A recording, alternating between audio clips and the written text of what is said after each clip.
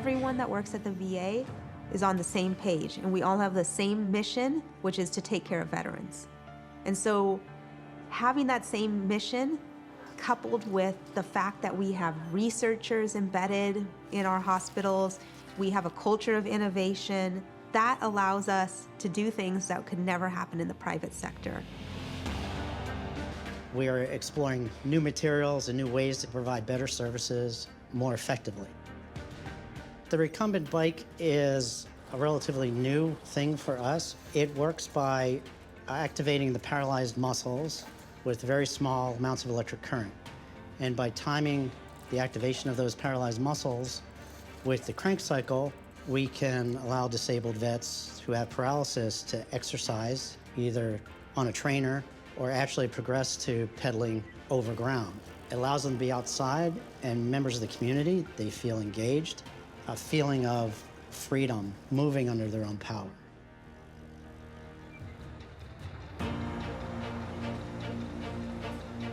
One of the innovation programs that we have here is the exoskeleton program, and the exoskeleton is a robotic suit that helps veterans who acquired the spinal cord injury to stand up and walk back on their feet.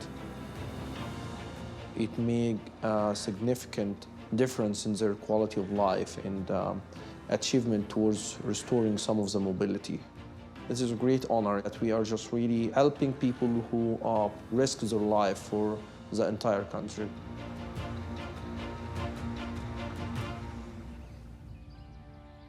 "3D printing is a really cool technology. It's a way of making objects layer by layer. Beautiful thing about it is it really works well with medical imaging data. So when we image a person, we take layers of images, find the important anatomy within that image. Let's say it's your heart. So we can trace out the heart within those images and then send that to a 3D printer that will rebuild your exact heart in three-dimensional space. Patients have got to understand the procedure that they've agreed to undergo. When you can have a 3D printed model of not just any aorta, but their aorta, the patient finally understands exactly what we're going to do for them, and they can ask the proper questions. We're getting more and more materials that act or mimic real biological tissue so that you can feel the muscle and you can feel the coarse calcifications that are causing disease. That's just over the last year or two, and it's going to keep growing. I'm excited to see what comes next. With every generation of veterans, they face unique challenges and ones that we can't possibly predict. As our population changes, we must be agile enough and innovative enough to meet their needs quickly and in real time.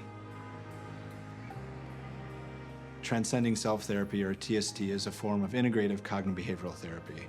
TST is a little unique in that it really emphasizes the moral compass or spiritual beliefs that patients have, and then tries to develop a way so that they can live in accordance with those belief systems.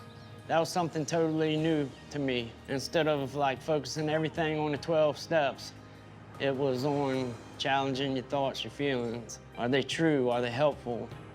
So these guys, yes, they have substance abuse issues. The opioid problems that we're experiencing in this country are horrible. But we're seeing a lot of progress, and the innovations we're allowed to make here seems to be helping to address those. All we're trying to do is help them understand their thinking patterns and behavior patterns, which lead to depression and substance abuse. I'm thinking about, in the long run, with me and my family, my fiance and my stepson. Got to be able to take care of them.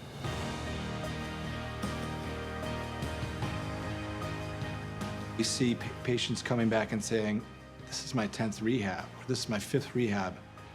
It finally clicked.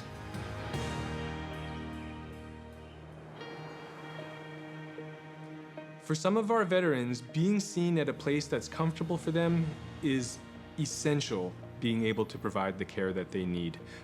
We have an innovation happening right now that we call Mobile Ops, that stands for Mobile Orthotics and Prosthetic Services. We're breaking down barriers to care for some of our veterans that are having challenges coming to see us at our VA facilities. As simple as it sounds, it's also radical. So Matthew is the gentleman who has worn a prosthesis for many years, but generally not been very comfortable. We've now made 3 or 4 sockets for him, the last of which we're trying on today, and we're hopeful that this will be a really good fit. I was refusing to go into the VA and take care of my prosthetics. I was walking around on a leg for 3 years that was broken. I was so scared to go out in public, and have a panic attack or some kind of adrenaline rush.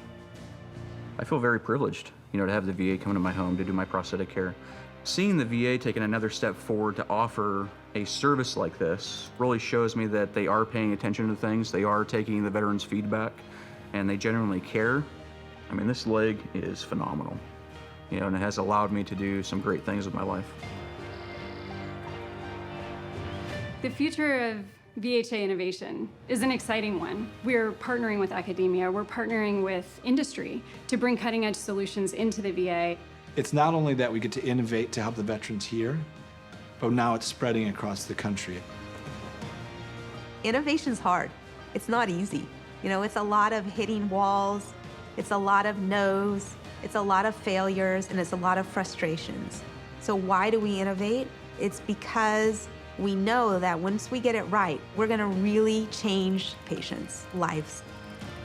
And that's why we do it.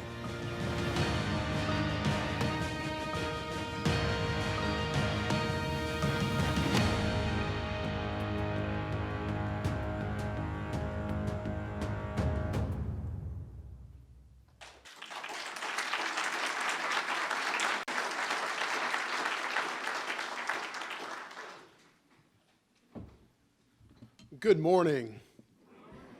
I'm Ryan Vega. I have the distinct pleasure of being part of the VHA Innovation team. I've seen this video probably 10 or 12 times now, and I still have trouble knowing what am I going to say after that, because I think it really sums up everything that we're trying to communicate. Now, over the next 2 days, you're going to hear from individuals from all across the country who have one thing in common, and that's a commitment to mission-driven innovation. And I think what a better place than the National Press Club to be and to gather than to tell our story. And it's the story of innovation, not for new revenue, not for fame, but it's innovation that's driven by individuals who drive by a lot of hospitals that are probably easier to work at. But they come united by a mission, driven and passionate by serving others, finding solutions, not improvements, but solutions in delivering care in a new way and reimagining the veteran experience, changing the way that we think about healthcare delivery. And that's incredibly important because as we are in the midst of historic change within the VA, innovation is going to serve an important role in driving and setting the path forward. Now, this morning, you're going to hear from an individual who's internationally renowned for thinking about managing innovation. Because as Beth said, this is not easy. It's very hard. Innovation's hard. Innovation's harder in healthcare. Innovation's even harder in government. But what unites us together, what drives the mission and commitment to veterans, is what allows this work to excel. It's what allows us to be here, to gather here, and to see transformative innovation in the form of 3D printing, using augmented reality and new ways to guide interventions, whether it be in the operating room or in a procedure room. And it also is a commitment and a testament to VA as a leader in healthcare innovation, but again, innovation that is focused on restoring hope, building trust, and exceeding expectations. I want to thank all of our partners. I want to thank all of you all, and specifically all the veterans that are in the room. Thank you for your service. You are the reason why we are here, and you're the reason that we get up every day and drive this path forward. Without further ado, it is my pleasure to introduce the director of our programming for the Innovators Network, Ms. Brinkle.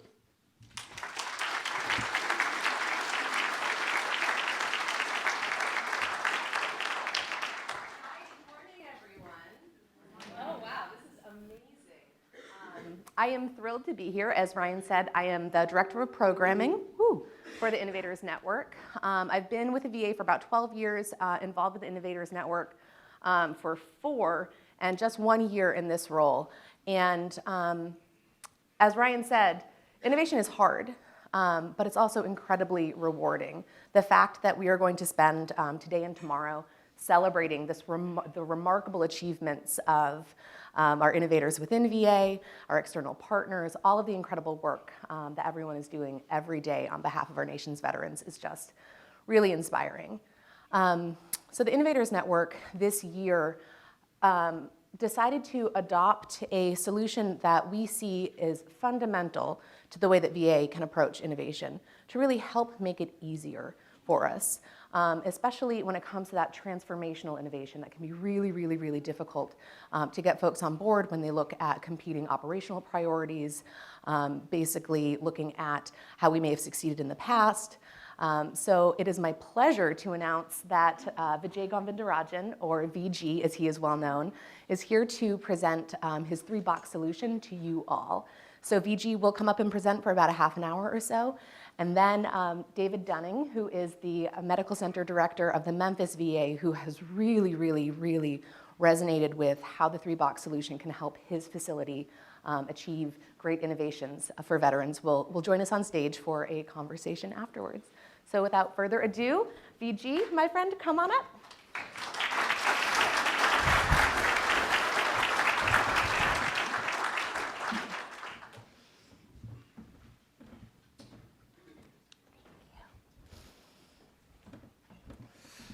Good morning. Whenever I go into organizations, I typically ask them, think about everything you do inside your organization and put them in 3 boxes. How many of the activities that you're doing today will be in box 1? And box 1 is about manage the present. This is about improve the performance of your organization the way it is constructed today. How many of the activities you're doing today will be in box 2? And box 2 is about selectively forget the past. And how many of the activities you're doing today will be in box 3? And box 3 is about create the future. Manage the present, box 1. Selectively abandon the past, box 2. And create the future, box 3. And what I find working with organizations is organizations way over focus on box 1. And then they think they are doing strategy. While box 1 is terribly important, it has very little to do with strategy. Strategy is really about box 2 and box 3. And what is the challenge for organizations in box 3? How are you going to create your future in the year 2030? And if you want to create your future in the year 2030, then you have a job to do in box 2. Namely, you have to selectively forget. Let me clarify one thing right away. Strategy for every organization, that obviously includes VA hospitals as well, is about creating the future in the year 2030. That's what strategy is all about. But strategy is not about what you have to do in the year 2030. Strategy is very much about the projects you're executing in the year 2019 across the 3 boxes so that you intersect with the year 2030. How are you allocating resources today? How is the organization energy focused today across the 3 boxes so that you stay relevant in the next decade?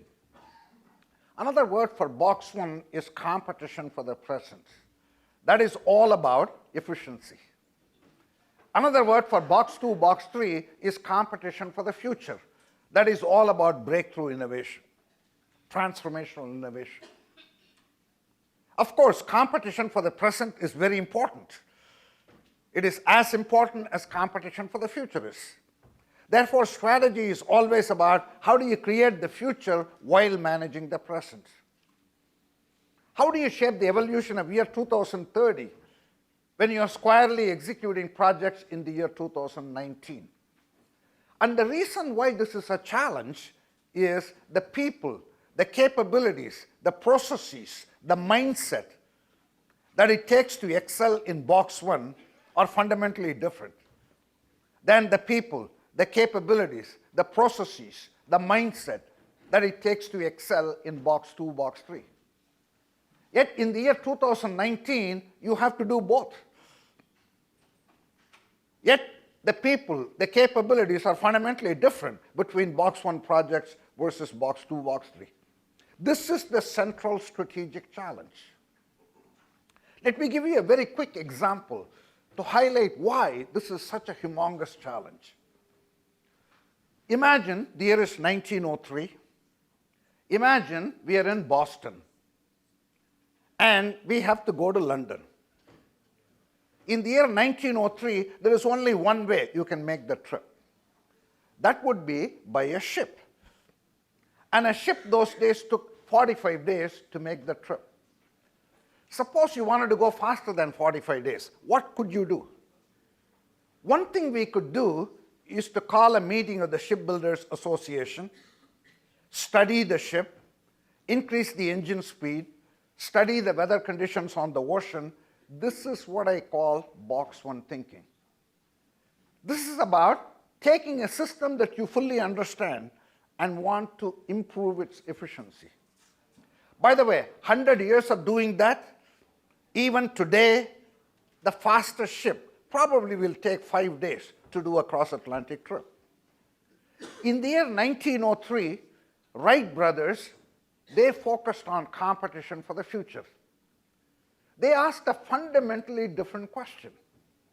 Is it possible to avoid ground altogether when we travel? Today, a plane will probably take 5 hours to do a cross-Atlantic trip, whereas even the fastest ship will take 5 days. Not that improving the performance of the ship is unimportant. Inside VA hospitals, today we have lots and lots of ships. We have to improve the efficiency of those ships. But simultaneously, we have to invent the plane. And you would agree with me, the people, the capabilities that it takes to improve the efficiency of the ship is fundamentally different than what it takes to invent that plane. This is the central challenge US healthcare system is facing today. We spend an awful lot of money on healthcare in the US, $3.6 trillion. After spending all this money, our quality is not best in class. After spending all this money, we cannot guarantee healthcare to every American. We need breakthrough delivery innovations to make healthcare affordable, accessible, safe, and high quality. This is the central strategic challenge. Let me give you an example of a breakthrough innovation, a Box 3 innovation. If you're an American company, if you want to enter emerging markets, you can't take business models you created for the American consumer in Box 1 and simply send those business models to India, an emerging country like India, and hope to capture the market space there. The only way you can win in emerging markets is through breakthrough innovation. Why? Because the customers in emerging markets are fundamentally different than the customers in developed markets. Because they are fundamentally different, they will demand breakthrough innovation. Here is an example of a company which did breakthrough innovation in emerging markets. The example I'm going to use is General Electric. This is GE's healthcare business. As you well know, GE Healthcare, they make medical imaging equipment. This would be an X-ray machine, a CAT scanner, an MR machine, an ultrasound. And what you are seeing here is an electrocardiogram or an ECG machine. And GE innovated this machine for the American consumer.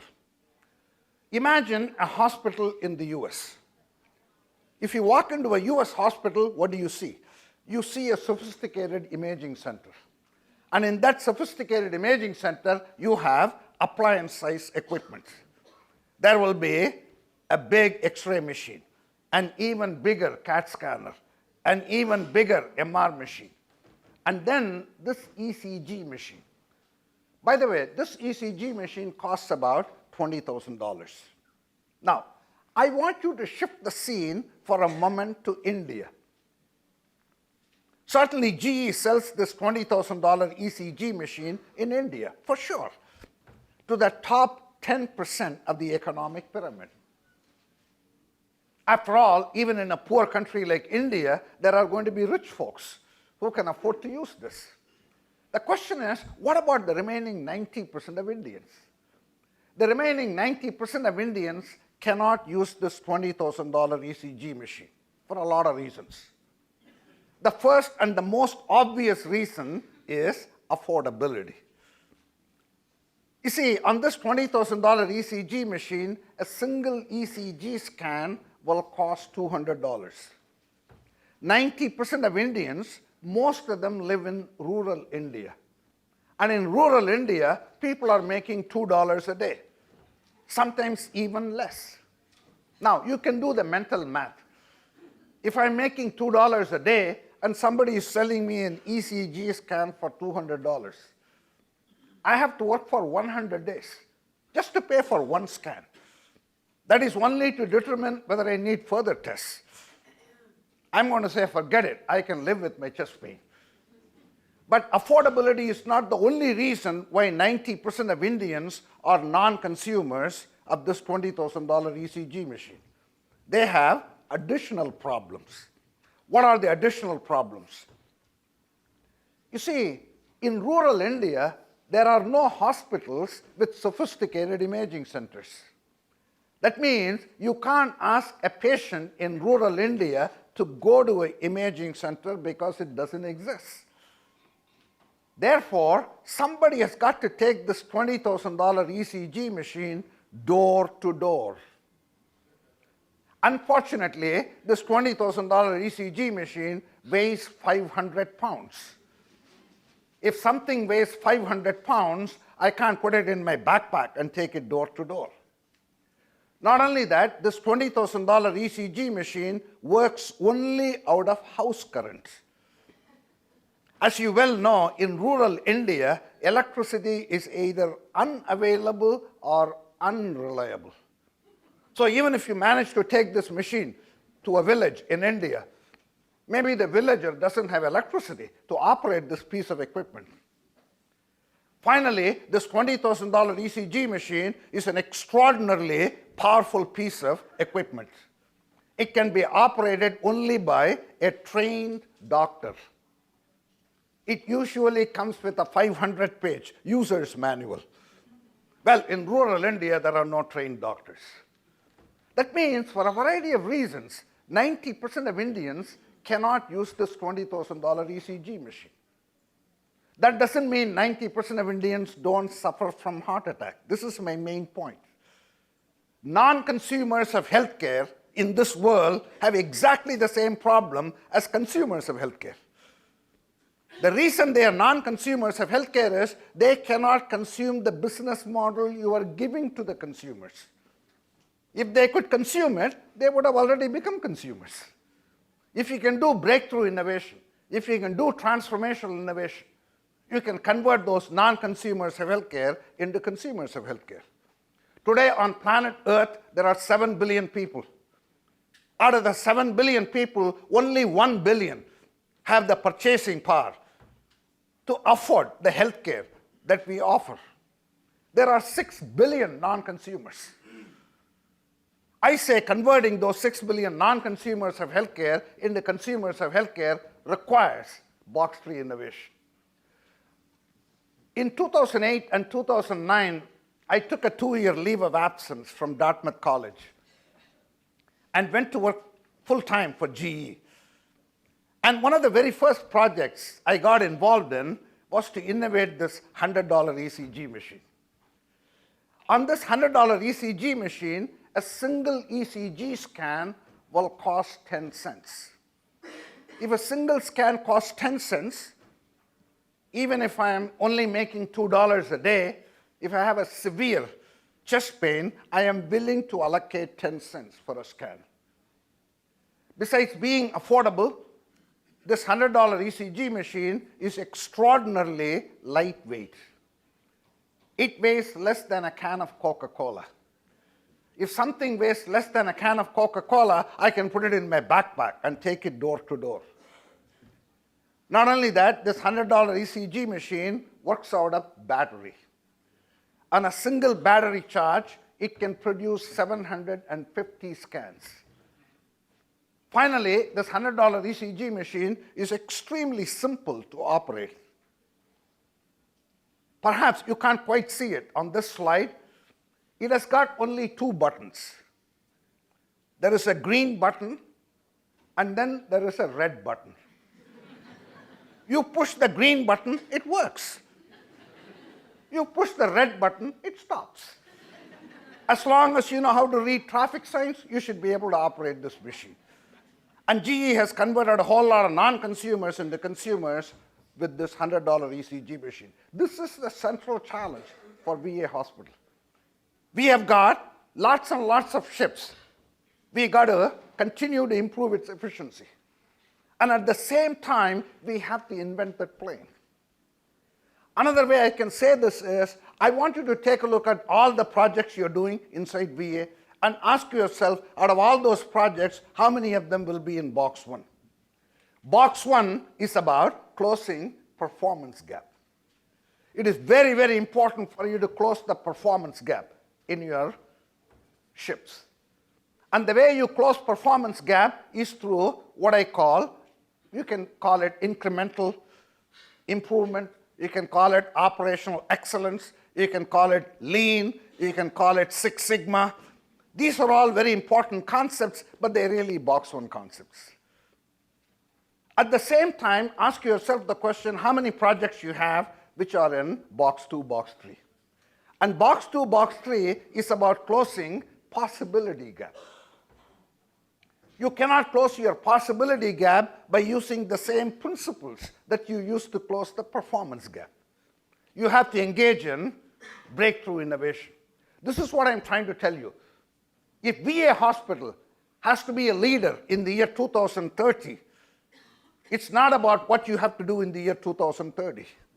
It's about what are you doing in 2019 in terms of projects which will close performance gap, plus projects which will close possibility gap. Becoming a future leader in the future depends on what you're doing today. Yet what I find working with organizations is they way over-focus on performance gap. Not that performance gap is unimportant, but it's a question of balance. In fact, whenever I'm with CEOs, I typically ask them,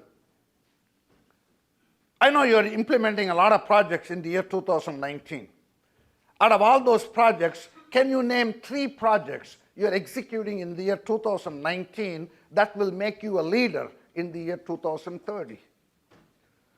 If the CEOs tell me we are working on total quality management,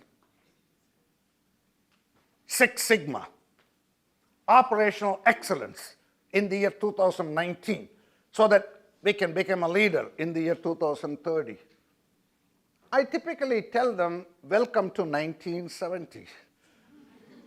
There is nothing wrong with these ideas, but they're really box 1 ideas. They're nothing more than table stakes. They are performance issues. By the way, another word for performance management is best practices benchmarking. Best practices benchmarking is not strategy. Think about what happens in best practices benchmarking. Suppose we are General Motors. What is best practices benchmarking? You kind of look around the automotive industry, look around Ford, Daimler, whatever, Toyota, and ask yourself the question, is there anyone in the automobile industry who is doing something a little bit better, a little bit smarter? Then you measure the gap between yourself and the industry leader. Then you put in programs to close that gap. Imagine, what are you going to look like at the end of that process? How can you aspire for leadership when auto industry is being transformed by self-driving cars, ride-sharing, electrification, when you are just doing best practices benchmarking with other auto companies? This is like saying, suppose you're in a locker room and you want to find out how bad your sock smells. Don't go benchmarking your socks against other people's socks in the locker room. They're all going to smell about the same. To me, strategy is about creating next practices. It's not about adapting to the best practices of industry leaders today. The $100 ECG machine is next practice, not best practice. First, and if you want to create a self-driving car, that's not a linear improvement over internal combustion-driven automobile. It is a breakthrough innovation. If you really want to excel in three-box solution, then I say we need to fundamentally change the strategy conversation inside VA hospital. Typically, when I go into any organization, I ask them, show me your strategic plan. Let me see what you've written down as the strategy for your organization. What I typically get is a 25-inch thick binder. Well, you can't prepare a 25-inch thick binder for the future. It makes no sense. So much is unknown and unknowable about that future. You can't prepare a detailed plan for the future. In fact, I would say planning for the future is meaningless.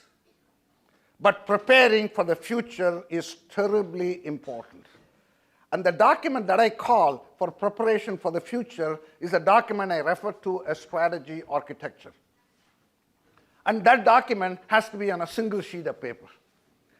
By the way, anytime you can reduce something to a single sheet of paper, there is a greater chance you can get alignment in your organization. And that single sheet of paper should have 5 bullets. Bullet number 1 is nonlinear shifts. Imagine the future of the healthcare industry. Imagine the year 2030. What would be the technologies you're going to be dealing with in the year 2030? What would be the regulatory regime in the year 2030? Who will be your customer in the year 2030? Who will be your competitor in 2030? By the way, I am not asking you to predict the future of the healthcare industry in the year 2030. You cannot even predict what's going to happen to your industry today afternoon, much less a decade from now. This is not a prediction exercise, but I am asking you to imagine the future of your industry. There is a fundamental difference between predicting the future of your industry and imagining the future of your industry. When I'm asking you to imagine the future, I am asking you to imagine what is possible in your industry. It is the art of the possible. Therefore, I am asking you, what are your hypotheses about the technologies you will be dealing with in 2030? The customer you will be serving in 2030? The competition you will face in 2030? And these hypotheses are not formed in a vacuum. They are formed in what I call based on weak signals. In box 1, you respond to clear signals. In box 3, you respond to weak signals. Because the future is sending signals to you today. Because the signals are coming from the future, it is feeble. It is weak. Based on those weak signals, what are they? How can you imagine the art of the possible in 2030? By the way, the best way you can predict the future of your industry is to create it yourself. And if you want to create your future, you must imagine it first. It is in that sense I say, what is the collective hypothesis the leadership team has about the nonlinear changes in your industry? Bullet number 2 is strategic intent. What is your intent for year 2030? Even though the intent is expressed for 2030, every employee in your organization should be able to see the same future. And I'll give you an example of a strategic intent in a moment. Bullet number 3 is core competencies. What are you good at as an organization? For me, bullet number 4 is the most important. And what I call annual priorities are nothing more than how are you going to allocate resources in the next 12 months? And you cannot allocate resources in the next 12 months 100% in box 1. Therefore, I say you must allocate resources across 3 horizons. How much resources are you going to allocate in horizon number 1? Horizon 1 is box 1. You got to allocate resources to strengthen the core. My rule of thumb is anywhere from 50% up to 70% of the resources in the next 12 months should be to strengthen the core so that you can close the performance gap. Horizon 2 and Horizon 3 are examples of box 3 projects. And the difference between Horizon 2 and Horizon 3 is Horizon 3 is more risky as compared to Horizon 2. What you're doing in Horizon 2 is these are box 3 projects which are adjacent to the core, which are designed to close the possibility gap. Because they are adjacent to the core, they are not risky. My rule of thumb is anywhere from 20% up to 30% of the resources in the next 12 months should be in box 3 breakthrough innovations that are adjacent to the core. How many breakthrough innovation experiments are you having in Horizon 3, which are disruptive to the core? Obviously, anything that disrupts the core is more risky as compared to anything that supports the core. My rule of thumb is anywhere from 10% up to 20% of the resources in the next 12 months should be in Horizon 3. And bullet number 5 is new core competencies. Competition for the future requires you to build new capabilities. By the way, if you can reduce these 5 bullets on a single sheet of paper, you can get the whole organization aligned behind it. A word about strategic intent. By the way, the best way I can describe what a strategic intent is by describing what it is not. Strategic intent is not the motherhood and apple pie kind of mission statements. By the way, once upon a time, my hobby used to be to collect the mission statements of Fortune 500 companies. Once I collected a few of them, I kind of quit doing it. Because once I collected a few of them, I felt perfectly comfortable I can paraphrase a typical mission statement. A typical mission statement would go something like this. We want to offer outstanding value to our customers. We want to treat our employees with respect and dignity. And we want to provide excellent returns to our investors, something along those lines. In fact, CEOs feel so proud of that very imaginative statement. Typically, they kind of frame it and put it in the head office. Sometimes I'm kind of tempted to go in the middle of the night and kind of steal the mission statements of Fortune 500 companies and kind of mix them up and put it back. I have a feeling when employees walk through the door next day, they're not going to say, wait a minute, that's not our mission statement, what happened to ours? Therein lies 3 differences between a mission statement and what I want to call as an intent statement. For something to be a strategic intent, it must meet 3 criteria. I say the generic mission statements fail these 3 criteria. What are the 3 criteria? Criteria number 1 is direction. The reason the generic mission statement failed this test is if you strike out the name of one company and stick in another company's name, and it's going to apply to a lot of companies in my industry. Then I say there is no point of view in this statement to galvanize your employees to create the future. What I mean by direction is let us go north. That's direction. That tells me I don't want to go east. I don't want to go south. I want to go north. Direction means it is the big picture. Direction is about the end of the journey. Is the end of the journey clear? That doesn't mean you know all the steps to get there. At the beginning of every journey, the end must be clear. In the beginning, end should be clear. It is in that sense I say your intent must provide direction. Criteria number 2 is motivation, passion. Think about it this way. Suppose the CEO of Ford Motor Company stands up and says, our mission in life is to maximize shareholder wealth. Suppose you're an employee of Ford and you heard these words from the CEO. How much passion does it create? Are you telling yourself in the morning, my God, I can't wait to jump out of bed today and go to work so that I can add to the shareholders' pockets? We have to create a compelling reason for each and every employee to come to work and say, you know what, I can't wait to get to work because what I'm doing there is so meaningful to me. Certainly in the healthcare, it is so easy to create that passion. save lives, change lives, restore hope. These are ways you can really compel your employees to come to work. Criteria number 3 is challenge. The whole idea behind strategic intent is you define a sizable possibility gap. It should be bold. You must define a huge possibility gap. Direction, motivation, challenge. That's what you need in a strategic intent. If so, what is a good example of a strategic intent? Here is one.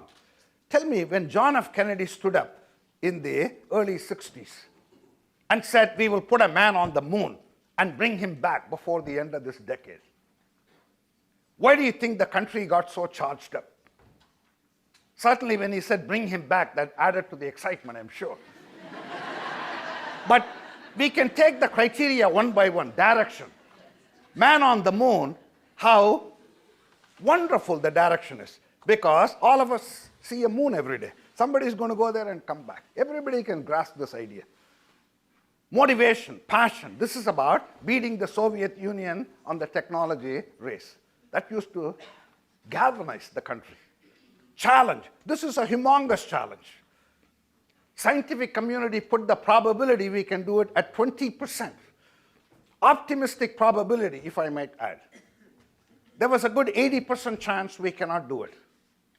Strategic intent is about thinking big, dreaming big, have a big possibility gap, have an unrealistic goal. Why do you need an unrealistic goal as a starting point for 3-box solution? Common sense. Because as human beings, our performance is a function of our expectations. We rarely exceed our expectation. We rarely outperform our ambition. If you start with a realistic goal of the $20,000 ECG machine, you fully understand, and want to make it more efficient, you're not going to end up with a $100 ECG machine. Part of what I'm saying is, if VA hospital has to be a leader in the year 2030, first you've got to imagine that leadership. If all that we can imagine is a mediocre organization by year 2030, that's about the very best you will end up doing. One last thought, and then I will wrap up. My last thought is this. The metaphor that I like for competition for the future is a metaphor of a marathon race, as opposed to a sprint. You see, in a marathon race, you typically don't take a deep breath at the start of the race and cover 26 miles in one burst. That's what you do in a 100-meter dash. In a marathon race, at the start of the race, you have your ambition fixed for mile 26. But you don't run this as a single race. At the start of the race, you focus on the first 400 meters.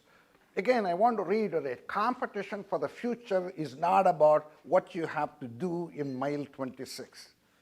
Competition for the future is, how are you running the first 400 meters?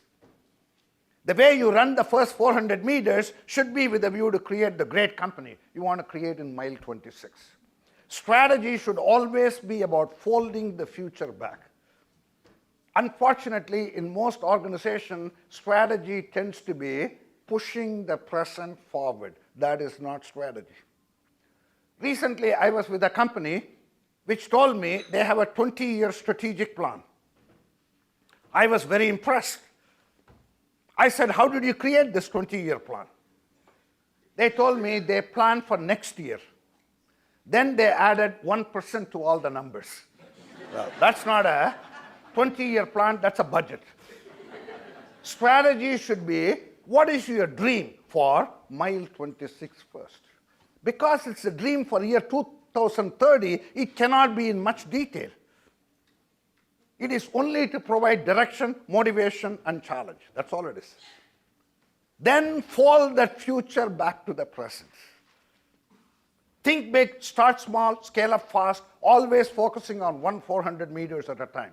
Every 400 meters is an opportunity for you to test a hypothesis. Future is full of hypotheses. That's all it is. Because it's based on weak signals. It's all possibilities. Possibilities are hypotheses. Every 400 meters, you can test a hypothesis.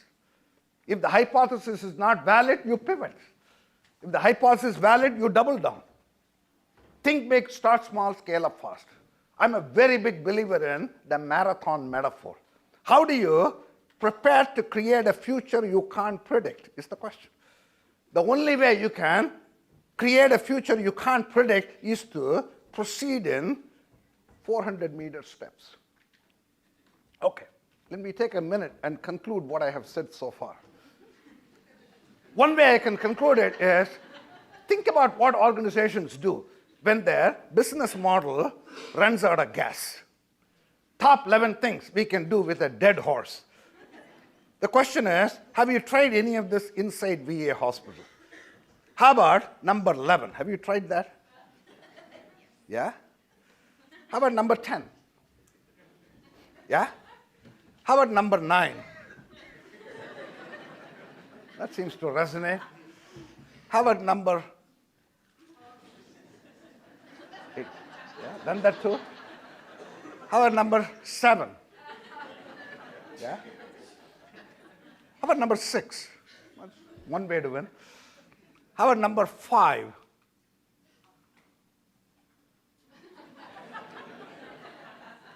How about number 4? Yeah? How about number 3? How about number 2? And how about number 1? Thank you very much.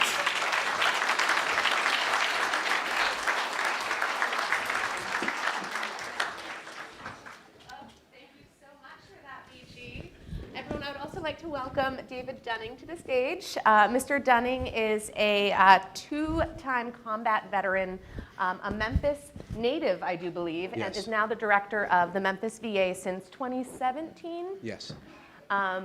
So we just wanted to have some conversation about VG's incredible framework. As you can see, it is applicable to the VA in incredible ways. One of the things that I really resonate with most is that it's entirely scalable. So you can use it down to your unit level, to your specific workflow. It can be scaled up to an organization, a department, VA-wide. But really what I'd like to do right now is to get Mr. Dunning's perspective on how he's resonated with the 3-box solution and how he's operationalizing it at Memphis. Well, first I have to say that I've forgotten everything I was going to say when he brought up the stinky socks. I'm gone. You know, I knew what I was going to say. You know, I've read a lot of leadership books in my 30 years in the military. You always got the book of the month or whatever, and everybody sends it out, and everybody reads it, and they declare how great it is, but it's usually this big hand wave and these lofty, you know, sayings and all the other stuff, and it doesn't get really specific. So with this one, I had a little bit of, I was like, okay, because Dr. Sandel, who's my innovation specialist back here, she brought me this book. She bought a copy of it, and she gave it to me, and I was like, yeah, I'll get to it. And she kept bugging me, have you read it yet? Have you read it yet? So then one Saturday morning when I've got absolutely nothing to do, that's never a Saturday, but I go out on my back patio with a cup of coffee, and I actually sat down. I'll read a chapter or two. Well, 3 hours later, I finished the book because I was in the book. If you think he was good up here, okay, and you were engaged up here, read the book because the book engages you in the same exact way. And I read it cover to cover. And then I had to think about it for a little bit. And about 3 weeks later, I sat back out on the patio and I read it cover to cover again, but I focused on the end of the chapters. And that's really where, if you don't read the whole book, read the little checklist, the saying at the end of the chapters where he focuses in on each of the boxes. And it was fantastic. It resonated with me because it gave me a construct that I could explain, that I understood well and that people could. And you know, it let me do away with that one saying that we all hate, you know, the think outside the box. I now got to say think inside the box, you know. And if you read it, you'll know what I'm talking about because it's very focused. And so these three, I was able to pull it up. I started mentioning in Morning Report just as a sort of a teaser. And then we had our strategic conference back in July. And my first slide on there, I didn't go through mission and vision, all that. I threw up the 3-box solution.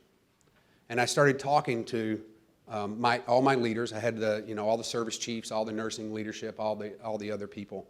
And I talked about the 3-box solution. I gave very specific examples as we moved across, you know, the 3 boxes. You know, to really focus in on what's our core mission, what do we need to do to keep the engine running. so we can do these other things, okay?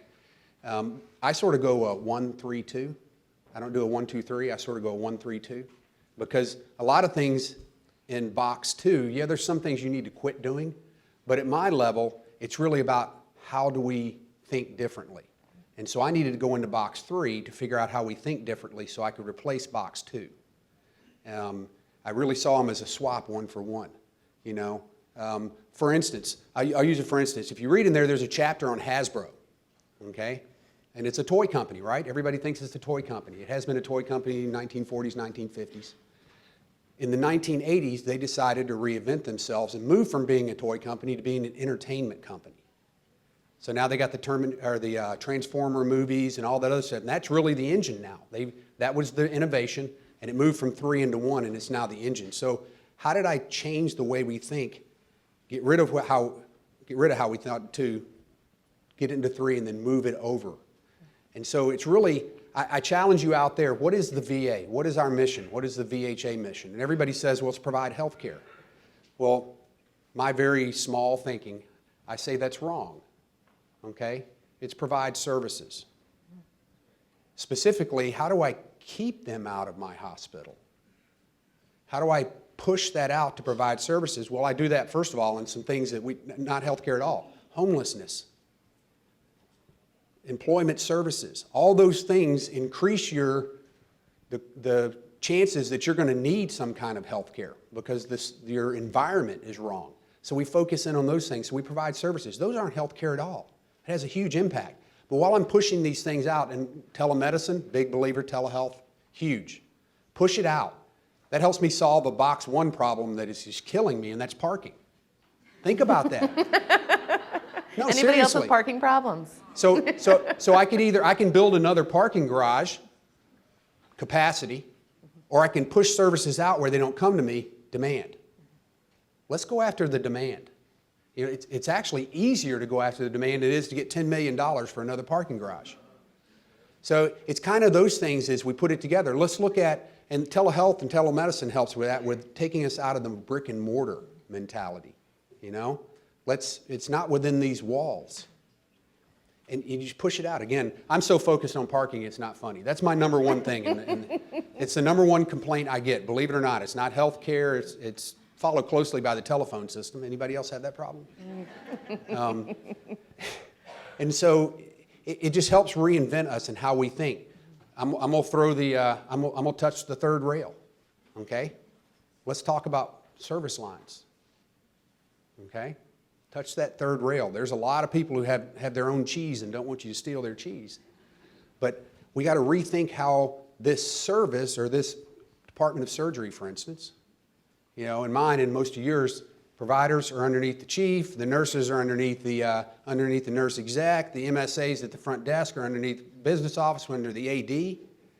I've got nobody when something goes wrong go, hey, you, what went on there, you fix it. Let's look at our C-box the same way. You know, our C-box, I've got my biggest C-box, I have to find out what service they belong to first before I can address the problem. So let's reimagine how we organize ourselves. Maybe that's incremental, but I think it's pretty, for the VA, I've pushed a little bit at this and I've gotten quite a bit of pushback. You know, so I don't know if it's incremental or if it's revolutionary. It's certainly not revolutionary because others are doing it. So it's kind of the things. You gave me that concept that I can explain that to people and they get it. I think that one of the greatest assets that the 3-box solution really provides us with is a simple vocabulary. It's easy to grasp at any level of the enterprise. But I'm curious, so Vijay's wife, Kirthi, actually worked for the VA. What was it, DSS implementation back in the day. So Vijay has some ties to our community. I think anybody within the United States certainly does as well. So could you just give us what could the VA's future look like as we scale 3-box solution enterprise-wide?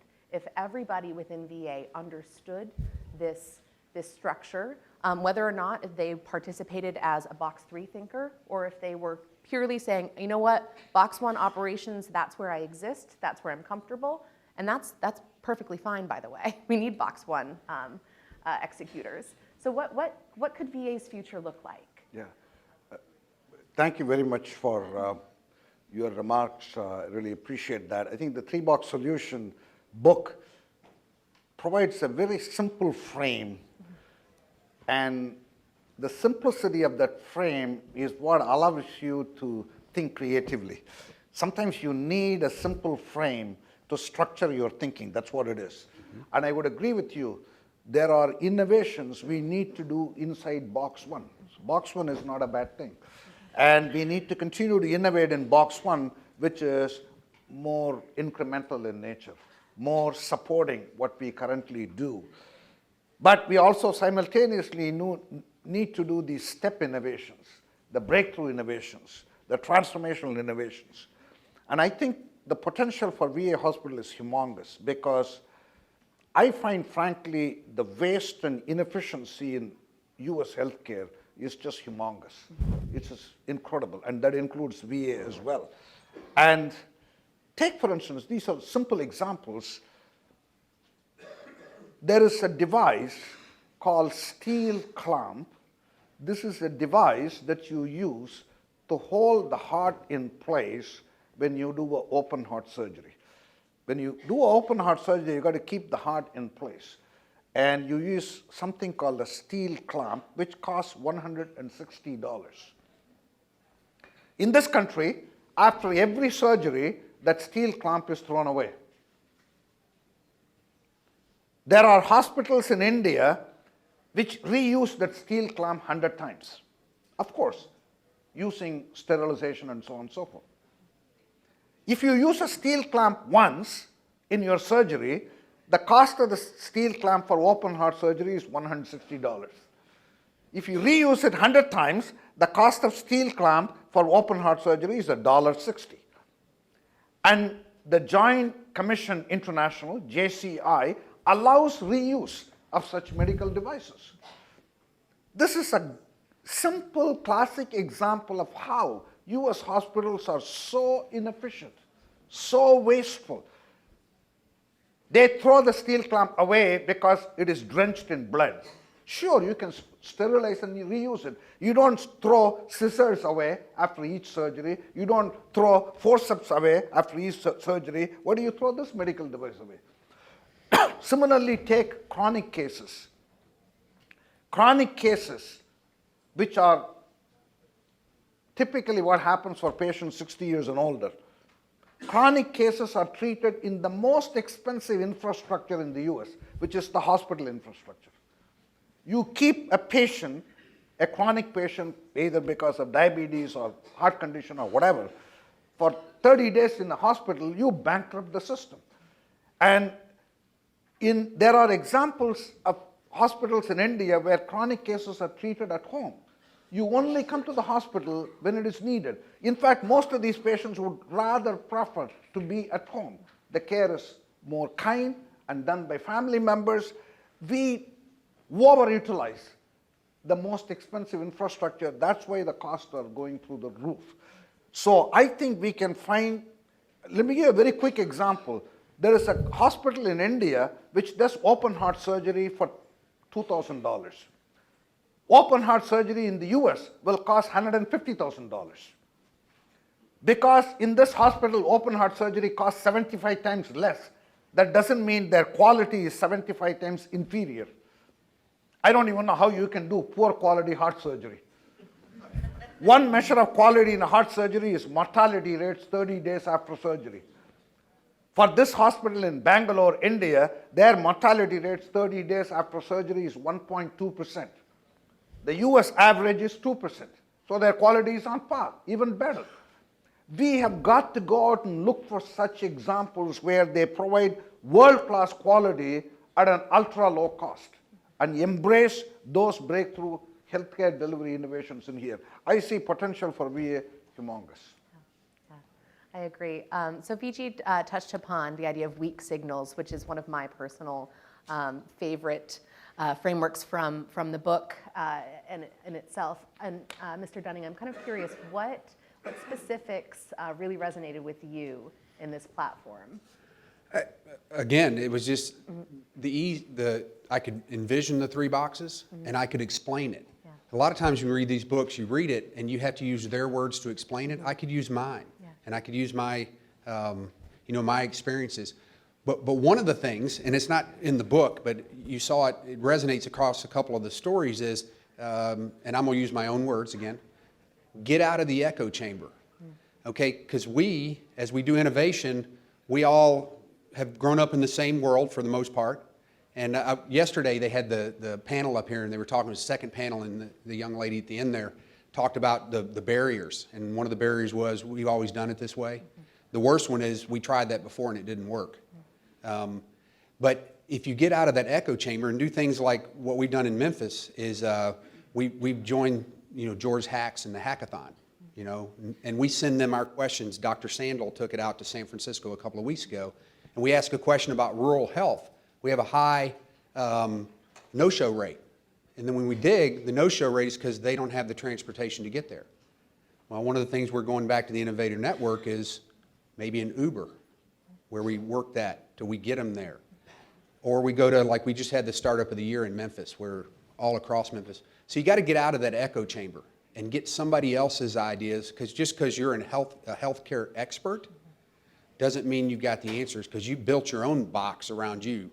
And that's what you got to do. And it echoed through GE did that. I mean, it was they got out of there, they had somebody had nothing to do with what they were doing, as the light bulb company. And they moved on toward medical devices. They had somebody come in that was not from their core business. They got out of the echo chamber. Yeah, I think that is beautiful. So my last question for both of you is, we have our audience members here, and just show of hands, who's read the book? Who's familiar with it? All my innovation specialists, absolutely. So we've got some significant opportunity here, and I want everyone within VA to know that you can access the 3-box solution on TMS Skillsoft. You can download it as an audiobook. I'm being told to stop right now. But one last question. So after everybody reads the 3-box solution, what is your one piece of advice for them to start operationalizing it within their work units? By the way, I flashed my email address as you are implementing 3-box solution. Any questions you have, any things you want me to comment on, please send me an email. He will respond within 30 seconds. Yeah. I'd love to see the impact. I'm ultimately interested in impact. By the way, maybe let me close with a more personal call. This 3-box solution is not just for VA hospital. This is also something you can use to drive your own personal strategy. Everyone in this room, you got to prepare a strategy architecture, not for VA hospital, for you. A 1-page strategy architecture for yourself. What's your moon statement? What are the weak signals you're going to amplify? What are the hypotheses you're going to test? What are the competencies you're going to build? It's very important for each and every one of you to take a look at your calendar every day and ask the question, did I spend enough time in box 1 today? Did I spend enough time in box 2 today? Did I spend enough time in box 3 today? For everyone in this room, future is now. By the way, today you have put your box 1 on hold, isn't it? And that's why you're here. And saying, let's here are these speakers and see whether we can get some good ideas. Don't go back to work tomorrow and just go 100% back in box 1. This is not a project accomplished or a mission accomplished, because future comes in daily doses. Old age doesn't come all at once. Old age comes one day at a time. Future comes one day at a time. Let's understand that, let's recognize that, and let's practice 3-box solution for your own personal leadership journey. That's the message I want to leave with. Beautiful. I think we'll end it at that. Thank you so much, gentlemen. It's been a true pleasure. Thank you, sir.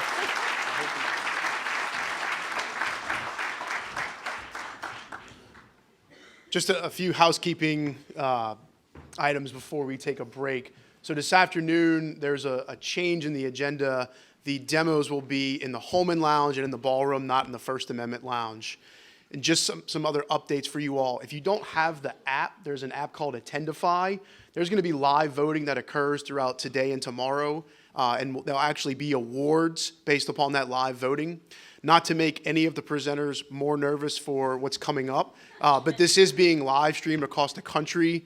I'm told they have close to 6,000 to 7,000 streams right now, so that will probably grow throughout the day. So just be on your best behavior for those presenting. And then just an item, tomorrow morning, the exhibit hall opens at 8 a.m. They are expecting a lot of people to be here, so we're just telling people plan on getting here around 8 a.m. You'll see demos occurring, and please take some time, visit our partner tables. All of the individuals out there are doing work with VA today. So some of the things you're going to see today and some of the exhibits tomorrow, these are actual innovations. These are industry partners who are committed to our mission. They're doing work with us. So take a chance, stop by, see some of the work going on. We'll try to be back in about 10 minutes to start iEx talks. Thank you.